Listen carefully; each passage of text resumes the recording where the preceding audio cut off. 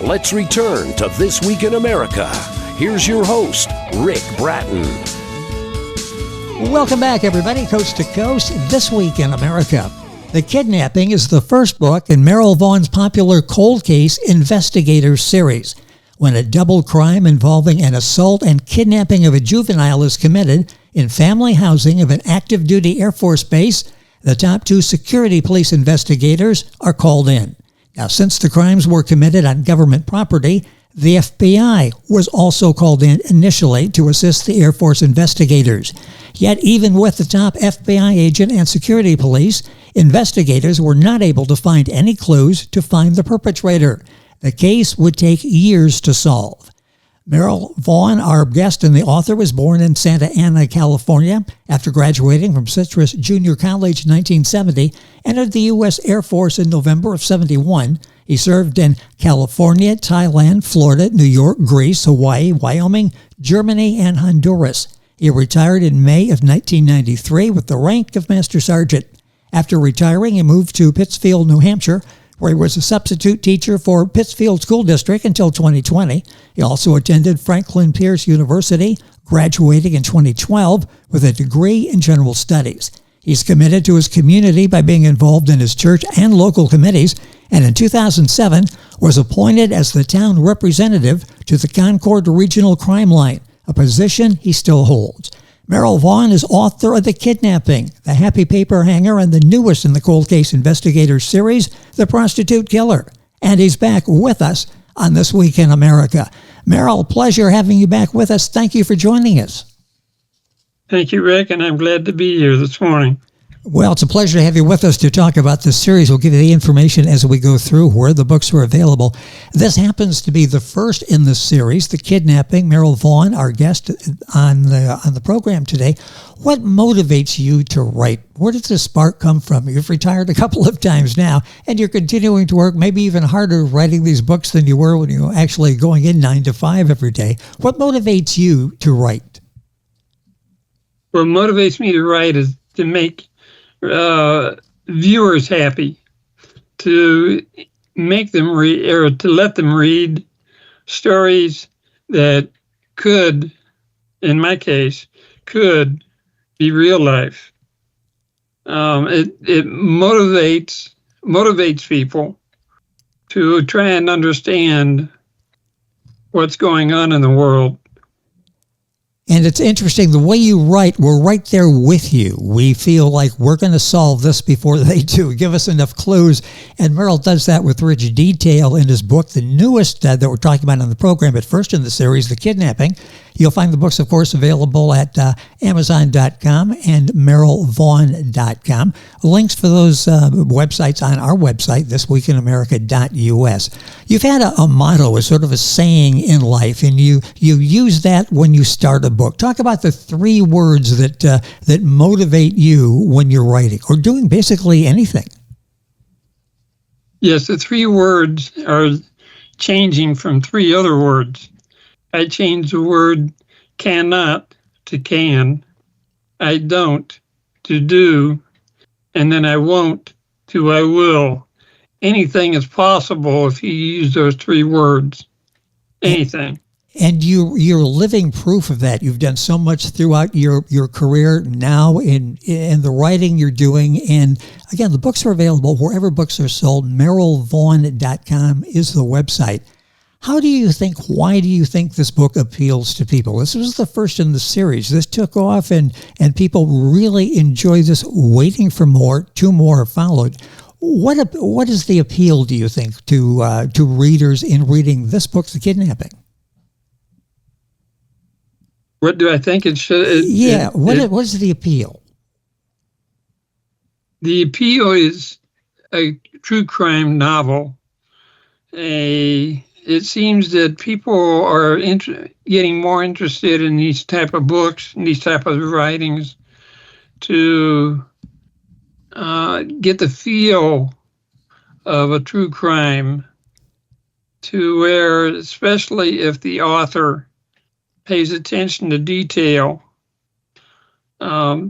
making it sound like it's real, like it really happened. It makes people think. One reviewer was a mother, and she read the book, and she was chilled by the idea of something happening to her child, and it's made her become closer to the child to protect him. So that might be one reason right there. Yes, and I can see how that can happen because you make this alive. It's the kidnapping of a juvenile, and that's got everybody's attention, and that you take that emotion and you carry it all the way through the story. The story is the kidnapping, the first in the series. We talked about this before, and this book too, like the book we talked about before, The Prostitute Killer, this really is sort of cinematic. As we're reading the story, it unfolds off of the pages. Any talk about doing a TV or movie based on the series? I'd like to see a series done to where they can incorporate each book. I continue to write. I've got a fourth one that I'm working on now.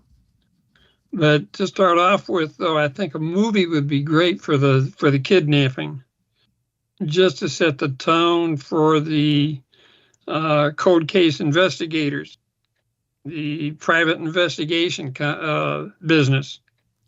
Yeah. A movie would grip people and wanting to watch it, and it would make them interested in following the next series.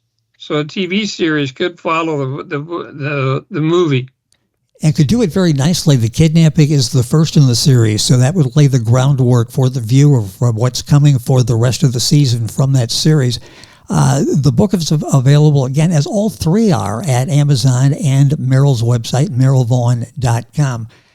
There's a technical aspect. You make this come alive because we're believing what you're telling us. You spend a lot of time, obviously, researching, getting the technical details down. Talk about that and working with some of the different agencies involved. You have a good feel for what actually happens in real life in an investigation. In real life, in my case, I utilize the experience that I had working with Air Force security police investigators. And then I went ahead and checked with the local FBI field office for some information. I had to put my mindset from the 21st century back to the 20th century. So I had to do a lot of researching as to how FBI agents handled this type of a case, how the Air Force Special Security Police investigators work with the FBI. The FBI takes the lead because of what they call the NIMS, NIMS, National Incident Management System. Because the crime was committed on federal property, the FBI took the lead on it. And in time, the security police investigators retired, and they started up the business of cold case investigators. And then as far as the investigation goes, I also checked with local police departments for procedures that were done back in 1996 through 96. And that's where the researching came into play. And I used the locales of California, Southern California, because I was stationed at Norton Air Force Base. And then I also used Cheyenne, Wyoming, because that's where I was recently when I retired. So I knew the area there. I mentioned the 100th anniversary of Cheyenne Frontier Days. I was there for that one. So I was able to incorporate that into the book also, but I also researched some things with the Cheyenne Chamber of Commerce for businesses that were still open back then. So it's based on reality. what actually happens in these situations, the actual towns, what it's like in those towns. You feel for all of that as you're reading this book, the first one in the series, The Kidnapping, book again, available wherever books are sold. Merrill's website is Merrill, Vaughan, V as in Victor, AUGHAN.com, and you'll get all the information there on all of the books, as well as Amazon, the other places. This is set on a military base. That's where this all begins. What's the response of veterans? Have you heard from veterans and their reaction to this story on a military base? Most veterans have reacted favorably to it, especially Air Force people. Some of them were stationed at Norton. The only exception is the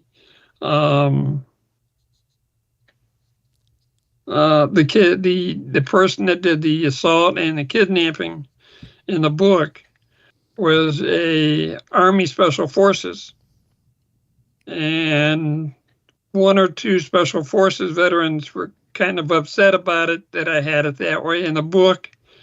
But when they got to the end, they felt satisfied because of the trial that was done and justice was served, and they thought that the person was correctly served. They were the only negative ones that I had with the book. About 99% of people that have read it have been very favorable for it, and they've been looking forward to my other books as well. And fortunately, if The Kidnapping is the first one they've read, you have the two other books that are available wherever books are sold. You've got, besides The Kidnapping, The Happy Paper Hanger and The Prostitute Killer. We talked about The Prostitute Killer the last time we talked with Merrill. You'll find that in our archives. You can Google it. You can go to iTunes or any of the podcasting places and do This Week in America and find the story there. And you can listen as Merrill talks about The Prostitute Killer. When you write a story, do you know where it's going, and you work from a strict outline, or do you sort of know in the beginning, you hit the ground running and you take them where the characters take the story? I go ahead and I write down ideas, and from that I go ahead and I make an outline, and then I fill in the gaps, so to speak. And sometimes I improvise what I'm writing, but I basically go by an outline. It gives me the general idea of the flow of the manuscript of the story, and it just evolves from there. The Prostitute Killer was a complicated story because of the complexities of the storyline and the brother-sister duo that were the killers, or the sister was the killer and the brother was the accomplice. But very complicated storyline that I've heard that made people continue to turn the page just to see what was going to happen. Yeah, I know it's 2:30 and I should go to bed, but I got to see what happens here. So you just read another chapter, and all of a sudden you're at the end of the book and have enjoyed it, and you're waiting for the next one to come out by Merrill Vaughan, our guest on the program. Talk a little bit about, besides, we talked about the technical aspects, the location, the procedures that the police follow. You do a lot of emotional writing, don't you? For example, in this, the psychological toll is dramatic for a number of reasons on the main characters. Talk about the challenge of keeping the story moving, having it flow, yet developing these characters where we really feel the emotions that they're feeling. Yes, that's what I try. I try to put my mind into each individual character, whether it's a male or female, adult, or in the kidnapping case, the child. Fortunately, I was not kidnapped. I don't know of any personally. I don't know of any kidnappers, but I put my mindset with the characters. and tried to evolve from them what they were really feeling as I write. In the case of the kidnapping, I tried to put in my mind how a kidnapper would feel and try to escape from the crime scene and try to remain hidden and not get caught. Like at the end, a simple error finalizes the case. And that's amazing. He does, probably in his mind, thinks he got away with this, and then a slip up, and all of a sudden the cold case is active once again. What was it about this storyline that captured your attention as you were looking? Now, this was the first one, so this is the one that's kicking off the series. What was it about this story, the kidnapping, that really got your attention, that drew you in as an author? But yeah, my attention was the perpetrator, if that's the easy way to put it for him. Yes. That committed the crime, his past relationship with the victim was that they were boyfriend, girlfriend for a short time in high school. But she realized what type of person he was and broke it off. But he didn't want to. And he finally caught back up with her again. And raped her. And then she had the child. And 2 years later, on the child's birthday, he shows up. And that's when he assaults her again and goes ahead and kidnaps the child. I tried to make it seem he didn't harm the child. I mean, I made sure that was yes. That was in the book, that there was no harm to the child. In fact, he loved him. He loved the boy. But it was the way that it flowed, and that's the easiest way that I can explain it. Well, there's all of the elements there. It deals with loss, determination, justice, perseverance. All of that is captured, emotions that are captured in the book, The Kidnapping, by our guest on the program. Once again, Merrill Vaughan back with us. A few minutes left in the program. Let's say somebody's listening now, a television producer, and you've got their attention. They like the storyline. You could probably help them out and cast it as well. Do you have anybody you would like to see in the movie? As you were writing this, could you see a particular actor or actress in the movie? Yeah, for Patrick Johnson, the father, I would like to see Jay Hernandez. Ah, yes. Who played Magnum P.I. I'd like to see him. Roger Moresby would be good for one of the investigators, John Summers. Oh, yes. And then the woman that played Higgins on Magnum P.I. I forget what her name is, but I think she'd be good to play the part of, yes.